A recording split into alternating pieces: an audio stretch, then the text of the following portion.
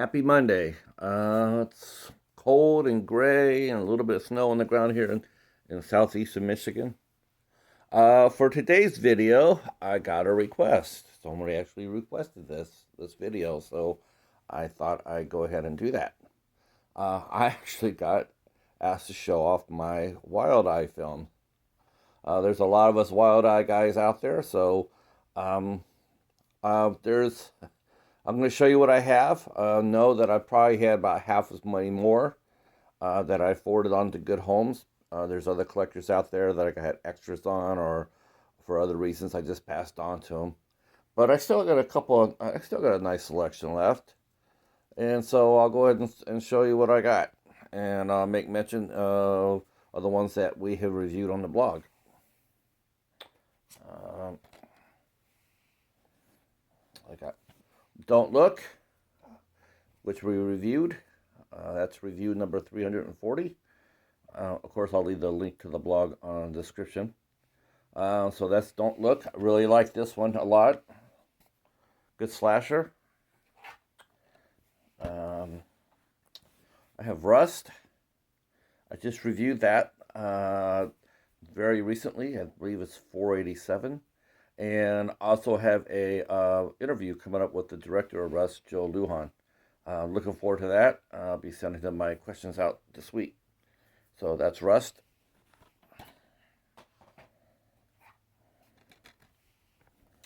The Baylock Residence, which we reviewed on the blog. That's review number 375. And this features the amazing and lovely Kelly Goody, who we discovered in this movie and we absolutely adore. And yeah, this is a fun movie. Good. Could have been classic. Could have been classic, but I already talked about that before. I really do like it, though. It's grown on me, and I'm really happy to see other people have enjoyed it as well. It's very popular in the Wild Eye community. Okay, Creature from Cannibal Creek, which I just reviewed as well. Review number 491, I believe. Or 490, yeah, 491. So this is the last movie I actually reviewed on the blog. This was a lot of fun too. This is a real treat. So that's right and fresh, brand new on the blog. So you can go over there and check that out. The Whispering Man.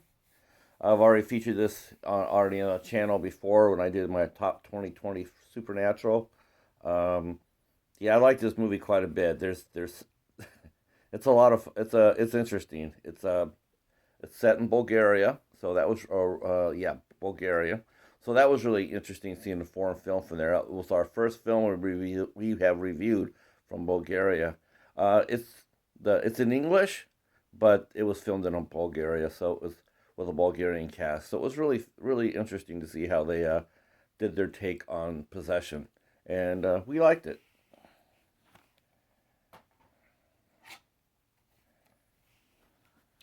The Snarling is a werewolf movie from the UK. We did not like this movie. Just gotta be honest with you. Didn't like it at all. House of Salem was our first Wild Eye movie that we reviewed on the blog. That was review number 195. I really liked this movie. I did not know what to expect from it at all. It was our first one we reviewed. Love the ending. The ending's awesome. Um, it's a slow burn film, but definitely has a great payoff. So that's the House of Salem. Also, a UK film.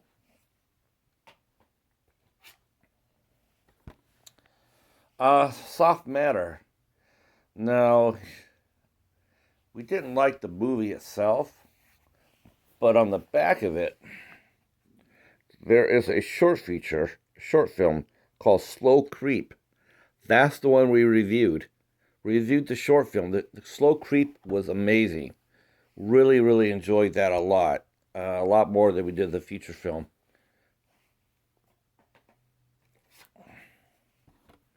Bone Jangles with the lovely and amazing Alyssa Dowling. playing Ravenna, and supposedly there's supposed to be a sequel coming out to Bone Jangles, but I don't know hide or hair when it's supposed to come out. Obviously because of the pandemic, but yeah, there's supposed to be another one coming out.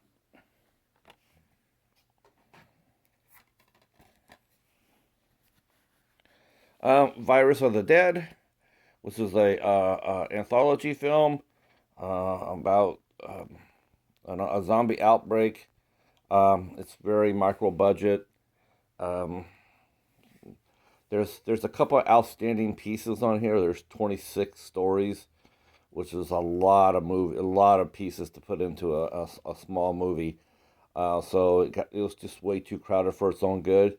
But there is one outstanding segment of a husband and wife in a house during the outbreak. It's really good. It's Spanish. What they did was they had all these filmmakers do what they did for ABC's of Death, but instead of having separate stories, they put them together. It's one central. The wraparound is the zombie outbreak. So people from all over made these little 2-3 minute movie clips of what they were experiencing during the outbreak, and this little clip from Spain stole the movie. The rest of the movie subpar, but like I said, it's sometimes less is more, less is better.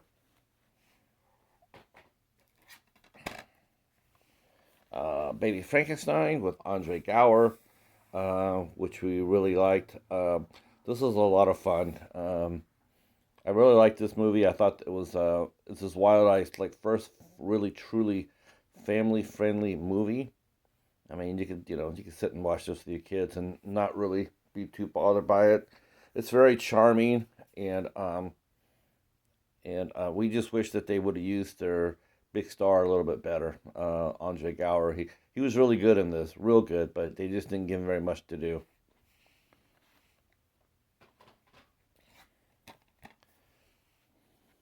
Okay, The House on Cuckoo Lane. Um, I requested this from Wild Eye after I saw Joe the Horror Man's review of it. This is his favorite Wild Eye movie, so I was really intrigued by it. So I requested a copy. I sent it. I was sent. I reviewed it, and this movie made my top 20 list last year for 2020. This is an outstanding movie. Um, yeah, it kicked ass. Very, very good movie. And well directed, well written. Um, and the cover, while the cover looks really controversial, it actually does fit the movie. So yeah, this was spectacular. This is as good as advertised. So I have to give a shout out to Joe the Horror Man for reviewing this and giving us a heads up on how good it was.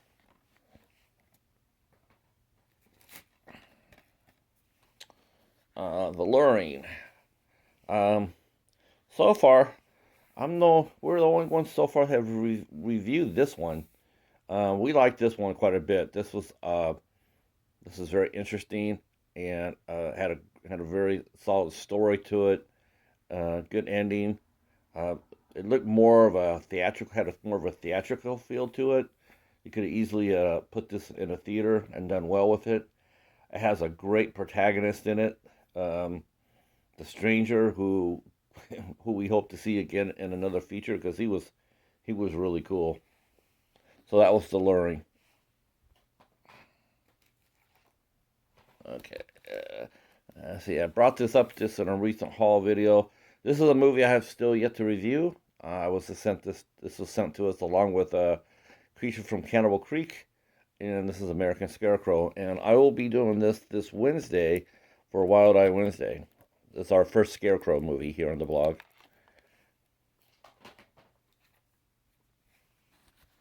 Doll Factory. Commented on this during my the top 20 for 2020, the Supernatural. This was a lot of fun too.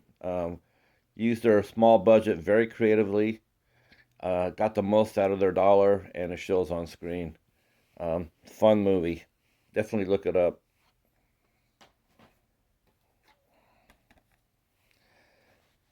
Of course, The Mighty Carousel. My second favorite Wild Eye movie ever. I absolutely love this movie. This movie is so much fun. It it's so quotable. Um, there's so many great lines in it.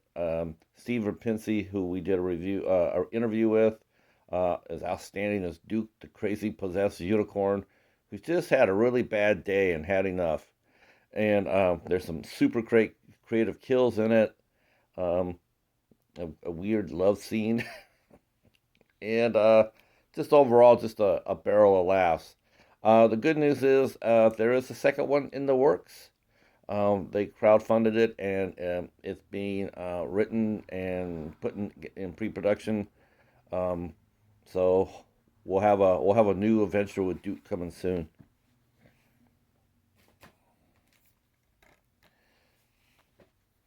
My favorite Wild Eye movie is The Velocipaster, and it's not by much. I mean, depending on the day, I probably could switch with the Carousel and the Velocipaster, but this movie is an absolutely joy. Uh, so much fun, creative, innovative. Um, just this is a wild, wild ride. This is everything you want in a horror movie. Um, comedy, um, a cool ass dinosaur. Um, just out of this world special effects. I mean, holy crow. Um, this actually, and Carousel actually made my top 2019 list. So Wild Eye movies have made my top 20s list uh, for a couple years now. They do put out some great movies, and this is my very favorite one right here. Okay, uh, Mermaid Song. This I discovered when I was looking at my shelves. I had this. Did not. I had like 4 or 5 movies. I had put it to the side, and I just found them when I was doing this. When I was doing this overview. So I have not seen this movie yet. So I have a new Wild Eye to look at. So that'll be coming soon.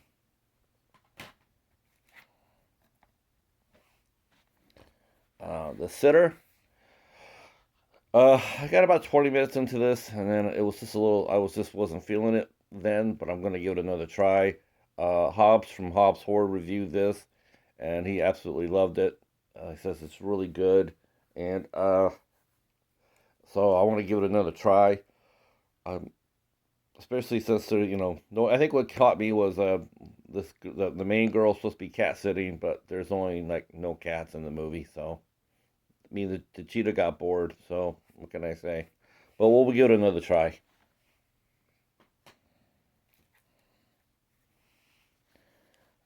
Red Spring.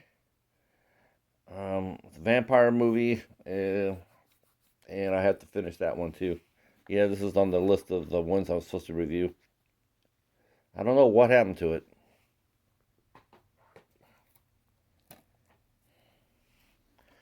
Call the Undead. Still got to look at that.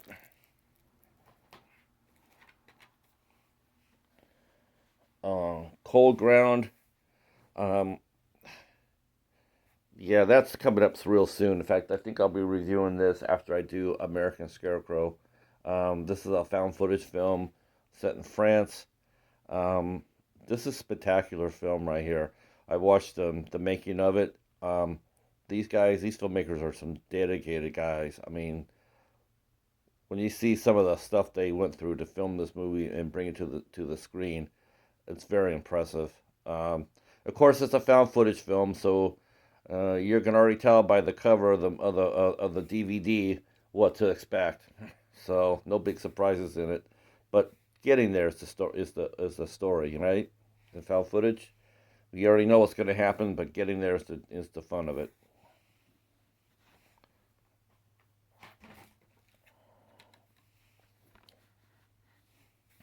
Doom Room. Um, this was super good. Uh, Very creative, more of a theatrical feel to it, a theater feel to it, live theater. Um, it's very well thought of. This is the first of 2 movies that I watched. The other one being Ghost Stories on IFC Midnight, that deals with the same subject matter as this one does, which I can't tell you because I give it away. Um, but it's very, very good, and I love the ending. Um, it was good. It was a great ending. I was very, very happy to see how the filmmaker ended it. This one features Debbie Rochon, legendary screen queen. Uh, she's in this, and this is a very interesting movie.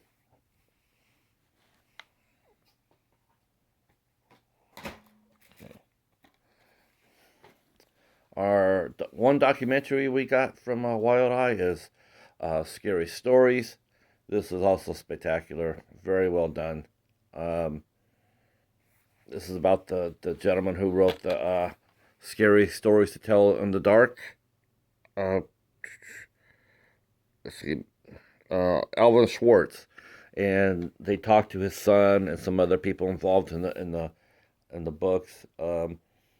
There was a group of people who attempted to censor his voice, to censor the books because the books were aimed for children, but not really.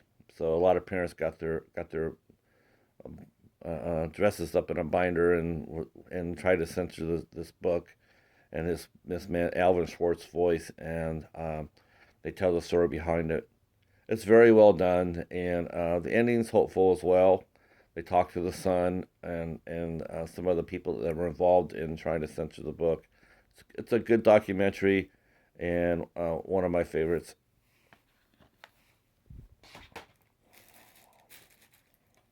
Okay, two more. One is Bone Hill Road, and I've already expressed how I felt about this, so there's no reason to go into it now. Um, though I want to take this time to wish the star of this movie, his name is Douglas Epps. His sister, as I'm doing this video, his sister is in critical condition at a hospital, and she's fighting for her life. And Douglas, I just want to let you know that we're really, really rooting for her. We hope that she recovers and comes out of this. Um, our prayers and thoughts are with you and your family.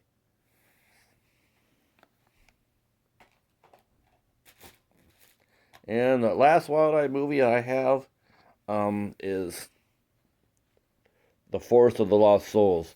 Um, this is a strange movie. Um, I like the first two-thirds of it very, very much. Very much. The last third of the movie sort of lost me. But don't let that dissuade you from seeing this because it's only my opinion about the last third. Other people might love it. I definitely recommend this movie. Um, I think it had a lot of, I think it was really well made, beautifully filmed, had a great story. Um, and this is our first film that we reviewed that was from Portugal. This is actually a Portuguese movie, and very well done. And I hope to see more from there. It's always fun to look at foreign films and see how their people look at horror. They look at it, a lot different than we do in many respects. So I was really happy to get this. And while, like I said, the ending wasn't exactly my cup of tea, it may be yours. So I would definitely say look this up and add it to your collection, especially if you're a Wild Eye fan. All right, so that could draw its conclusion to this video. So actually, I had a lot more videos that I expected. So I hope you enjoyed it. If you did, hit the subscribe button, then hit the bell, hit the like, and then more importantly, please leave a comment. I'd love to hear from you, and I answer every comment. So um, that would be great. We also, just give you another reminder too, the Midnight Hour is happening every Sunday night. I'll put a link to Hobbs Horse page every Sunday night at 10:30 Eastern time. We get the ball rolling with a whole slew of guests, and we talk about all sorts of different things. Um, yeah. All right, that's it for us. Until then, peace.